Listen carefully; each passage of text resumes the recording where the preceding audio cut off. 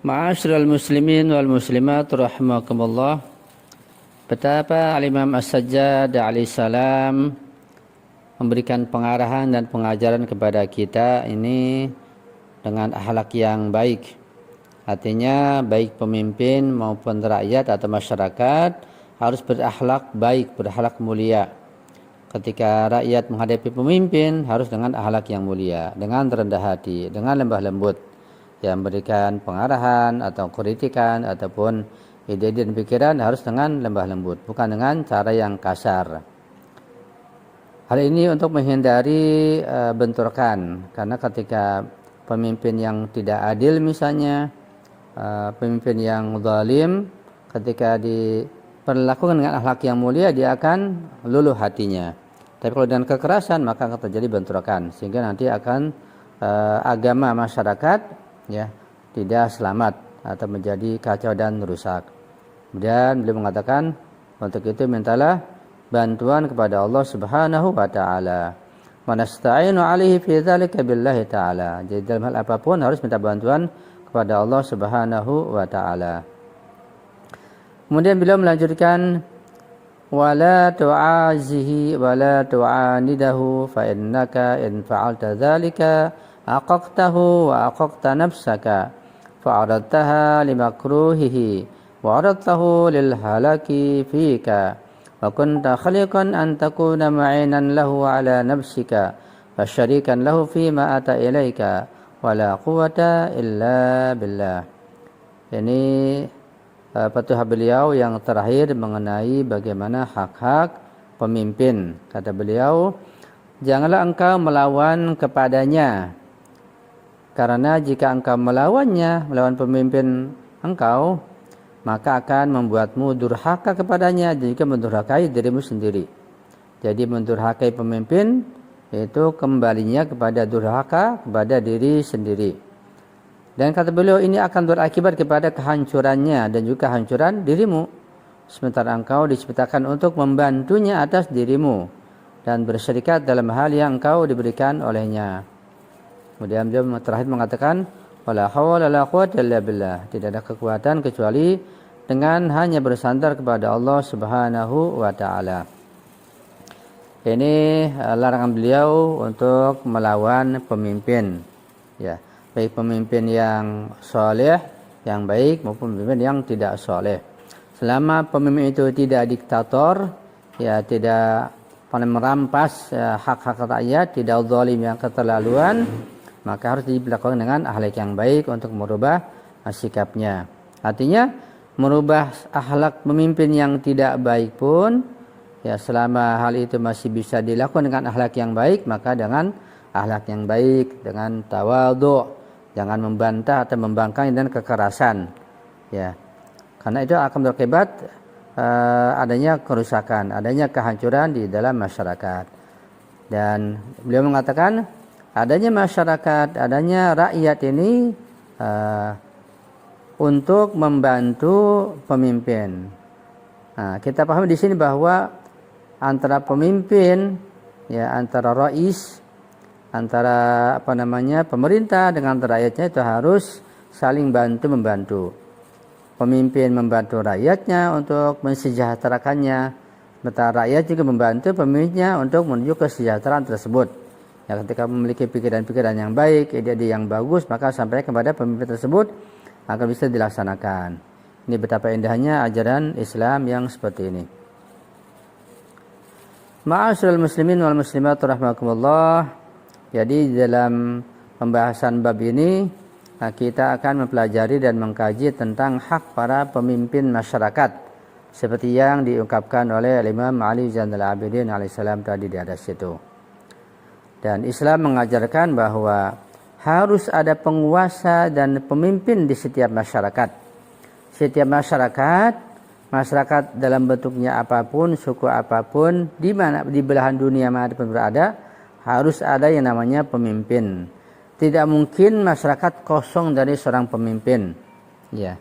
Karena adanya pemimpin itu demi untuk menjalankan berbagai urusan dan program di dalam masyarakat. Artinya dengan adanya pemimpin di dalam suatu masyarakat, di dalam suatu negara, maka program-program yang ada, rencana-rencana yang ada bisa akan berjalan dan terlaksana. Dan tidak terbayangkan bagaimana kalau adanya kehidupan dalam suatu masyarakat yang memiliki tujuan, memiliki program, memiliki aturan hidup, tapi tidak ada pemimpin, tentu akan terjadi kekacauan yang tidak bisa dibayangkan. Karena itu pentingnya adanya seorang pemimpin.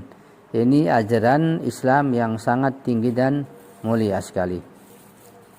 Peraturan sosial dan hukum itu harus dijalankan di sebuah masyarakat, di sebuah negara, di bawah sebuah pemerintahan, di bawah bimbingan seorang pemimpin. Nah, jaminan sosial dan perdamaian itu harus dibentuk dan kekacauan harus dihindari, harus diberantas, harus dibasmi. Kekacauan apapun, ketidakadilan sekecil apapun harus diberantas, harus dihanguskan ya dari sebuah negara, dari masyarakat dan rakyatnya. Sehingga kehidupan di dalam masyarakat dapat berjalan dengan baik, dapat berlanjut, dan mereka dapat melanjutkan perjuangannya untuk mencapai kemajuan, mencapai kesempurnaan insaniyah. Ini pentingnya bimbingan di dalam Islam, di mana antara pemimpin dengan rakyat bahu-membahu untuk mencapai kesempurnaan insaniyah, bahkan untuk mencapai kebahagiaan lahir batin dunia dan akhirat. Jadi betapa indahnya ketika antara pemimpin dengan yang dipimpin itu bekerja sama, satu iradah, satu jalan, ya, sama-sama satu syariat, ya, satu membuat peraturan yang sama, yang sejalan, sehingga akan dapat menegakkan sebuah keadilan yang paripurna, keadilan yang menyeluruh, keadilan yang hakiki, bukan keadilan yang nisbi, dan akibatnya akan mencapai kebahagiaan lahir batin dunia dan akhirat. Ini pemimpin yang ideal dan rakyat yang memiliki akhlak yang mulia dan tinggi. Berikutnya mari kita lihat bagaimana pandangan Imam Ali Amirul Mukminin Ali bin Abi Thalib alaihissalam terkait dengan masalah bahwa masyarakat itu memerlukan seorang pemimpin. Ya. Ketika terjadi perang Siffin antara pasukan Imam Ali bin Abi Thalib alaihissalam dengan pasukan Muawiyah, di mana Muawiyah membantah dan melawan imam yang resmi, imam yang sah, yaitu Imam Ali bin Abi Thalib alaihissalam sebagai pemimpin di masa itu. Muawiyah mengerahkan pasukannya demi untuk memerangi pasukan Imam Ali bin Abi Thalib alaihissalam. Tapi ketika terjadi perang tersebut, pasukan Muawiyah mengalami kekalahan yang dahsyat. Banyak dan di antara pasukan Muawiyah itu, di antara dia yang terbunuh oleh pasukan dari Imam Ali bin Abi Thalib alaihissalam. Akhirnya terjadilah tahkim, ya, perdamaian.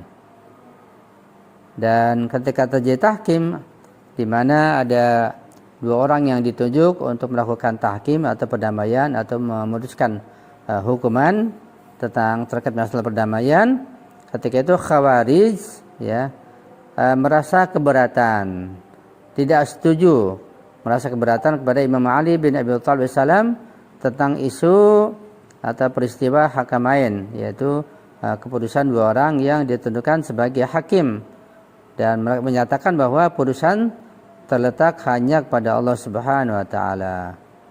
Ya.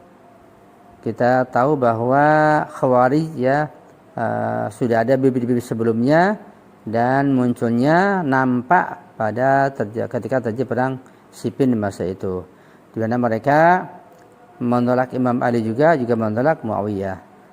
Jadi ini Khawarij tidak mihak sana kemari, berdiri sendiri, mengatakan bahwa Muawiyah itu kafir, juga Imam Ali kafir juga. Dua-duanya dikafirkan oleh pasukan Khawarij, ya. Nah, kemudian ketika pasukan Muawiyah mengangkat bendera, ya, yang waktu itu banyak dari mereka adalah orang-orang Khawarij, mengangkat Al-Quran untuk perdamaian. Ketika itulah Imam Ali mengatakan bahwa Quran yang diangkat itu adalah kalimatu haqqin yuradu biha batil, kalimat yang hak, kalimat yang benar, tapi dimaksudkan untuk kebatilan. Naam, innahu la hukma illa lillah. Jadi mereka itu khawarij berteriak-teriak la hukma illa lillah. Kata beliau Imam Ali, betul. La hukma illa lillah itu betul. Tidak ada hukum melainkan Allah Subhanahu wa taala. Tapi jangan diselewengkan. Jangan disimpangkan. Terkadang kalimat-kalimatnya itu benar dari Al-Qur'an, dari hadis yang benar, tapi dipelintir, dianulir ya. Sehingga kata-kata dan ungkapan yang benar dari Al-Qur'an, dari hadis itu dimaksudkan untuk penyimpangan. Ini sering terjadi di dalam masyarakat dunia. Ya, ini akan berakibat kepada pertikaian dan pertumpahan darah tentunya.